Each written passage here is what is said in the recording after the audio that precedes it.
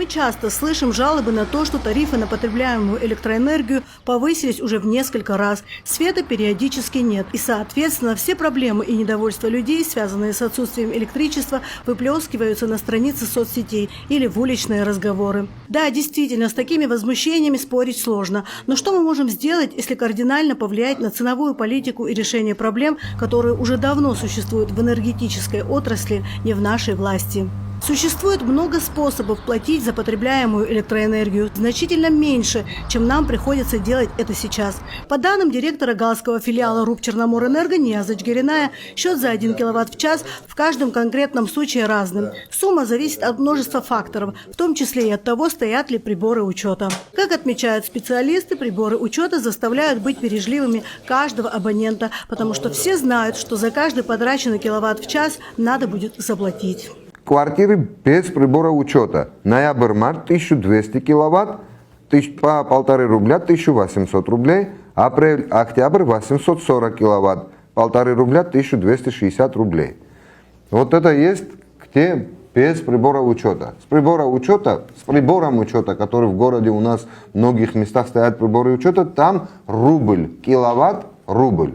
Много сейчас поступает заявлений об установке приборов учета. И мы интенсивно ставим их уже за январь месяц. Установили около 270 приборов учета. Со стороны экономии больше будет экономить, когда считает, и, соответственно, меньше будет платить население. Когда считает, во-первых, он экономит, и сколько имеет возможность, столько и тратит, соответственно. И просто перебора нету. Один из самых простых способов экономии – заменить все лампы накаливания на энергосберегающие. Да, они стоят дороже, но потребляют значительно меньше электроэнергии и экономичнее обычных ламп накаливания, как минимум в 5 раз, и настолько же долговечнее. 500 ватт, например, 180 рублей, 300 ватт, 130 рублей.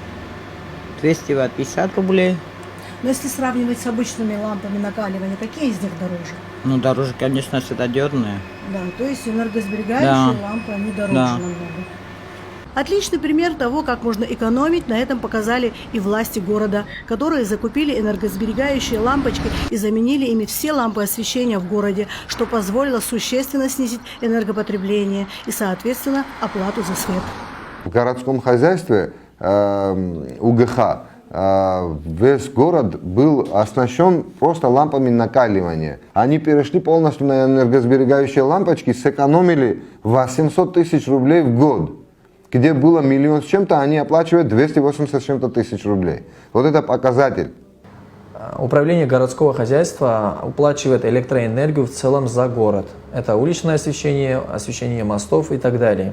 Раньше, вы помните, что сумма за уплату электроэнергии была 0,15 копеек за 1 киловатт-час. Сейчас эта сумма выросла в разы, и поэтому там, где мы платили 10 тысяч рублей, у нас счет выходил где-то порядка 50-60 тысяч рублей в месяц. Нашими специалистами было принято решение, чтобы поменять лампочки по всему городу на энергосберегающие.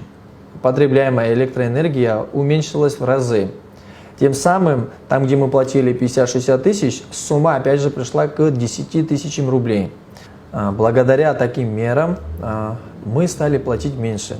Современное жилье сложно представить без бытовой техники, электроники и различных гаджетов. Снизить расход можно, если использовать энергоэффективную технику. Обычно она оснащена специальной наклейкой с буквой А и знаком плюс. Такие приборы позволяют экономить электроэнергию, а значит существенно меньше платить за нее. Не стоит также забывать об элементарной экономии и просто выключать освещение тогда, когда в нем нет необходимости, максимально используя дневной свет и зональное освещение. Все эти нехитрые способы помогают экономить потребляемую электроэнергию и, соответственно, не нагружать ненужными расходами бюджет семьи, города, района, страны.